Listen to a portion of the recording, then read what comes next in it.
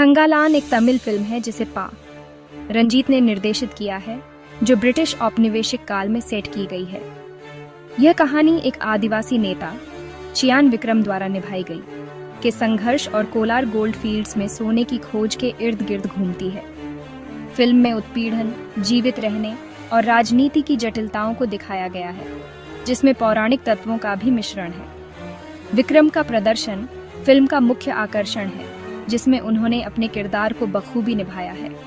मालविका मोहनन और पार्वती थिरुवोथु ने भी फिल्म में प्रभावशाली भूमिकाएं निभाई हैं, जिससे कहानी को गहराई मिलती है। जीवी प्रकाश कुमार का संगीत, विशेष रूप से बैकग्राउंड स्कोर, फिल्म के माहौल को और भी प्रभावशाली बनाता है। रंजीत द्वारा निर्देशित और अभिनेता चियान विक्रम के शानदार अभिनय से सजी यह फिल्म इतिहास की गहराई में जाकर सत्य को उजागर करती है। भारत का इतिहास सिंधु सभ्यता में छिपा हुआ है।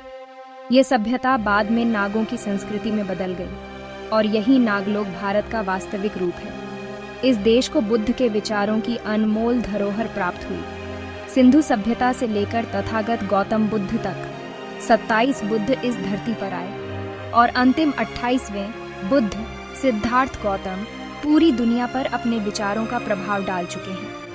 उस समय बुद्ध के विचारों की रक्षा करने वाली और उन्हें आगे बढ़ाने वाली स्त्रियां थीं, जिन्हें नागनिका कहा जाता था। थंगलान फिल्म में नागनिका का प्रभाव प्रमुखता से दिखाया गया है। यह फिल्म इस बात पर केंद्रित है कि किस तरह नागनिका बुद्ध के विचारों की रक्षा करती है। उस समय के ब्राह्मण पुरोहित बुद्ध के विचारों को समाप्त करने के लिए क्षत्रियों का उपयोग करते थे और इस संघर्ष को फिल्म में स्पष्ट रूप से दिखाया गया है। इसका मतलब यह है कि बुद्ध की विचारधारा को नष्ट करने के लिए ब्राह्मण विचारधारा काम कर रही है और इस संघर्ष की झलक बाबा साहेब आम्बेडकर के विचारों में भी मिलती है। सोने के खजाने की खोज बुद्ध के विचारों के खजाने को संरक्षित करने का प्रतीक है, जिसे नागनिका बचाने का प्रयास करती है। भारत के इतिहास में स्त्रियां रक्षक के रूप में महान नायिकाएं रही हैं और यह फिल्म भी इस परंपरा को उजागर करती है।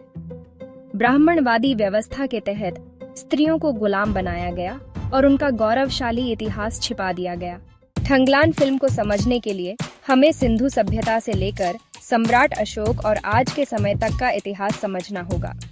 महाराष्ट्र में इस फिल्म का प्रदर्शन न होने के पीछे का कारण ब्राह्मणवादी व्यवस्था हो सकता है, जिसे रंजीत ने भली भांति समझा होगा। फिल्म में बुद्ध से संबंधित विभिन्न दृश्य और कथाएं हैं, जो उस समय की धार्मिक और सामाजिक परिस्थितियों को दर्शाती हैं। फिल्म में निम्नलिखित बिंदुओं को प्रमुखता से दिखाया गया है। बुद्ध की मूर्तियों का विध्वंस फिल्म में दिखाया गया है कि कैसे ब्राह्मणवादी ताकतें और उनके समर्थक बुद्ध की मूर्तियों को नष्ट करने का प्रयास करते हैं।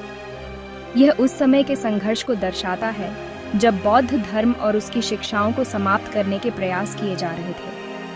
यह दृश्य उस दौर की धार्मिक असहिष्णुता और उत्पीड़न को उजागर करता है।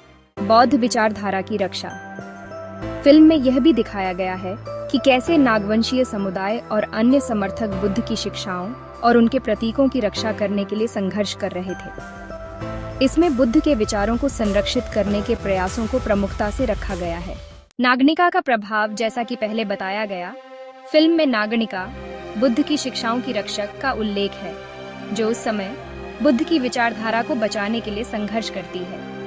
ये उस समय की महिलाओं की महत्वपूर्ण भूमिका को भी दर्शाता है, जिन्होंने बुद्ध के विचारों को संरक्षित किया।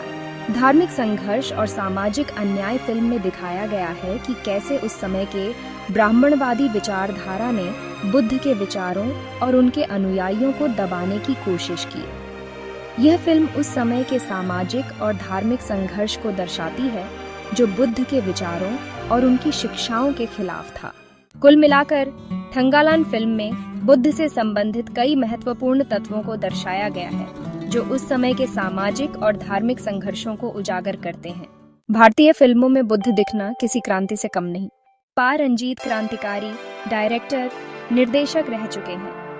भारतीय इतिहास में पहली बार बुद्धा को दर्शाने का साहस रंजीत कर रहे हैं।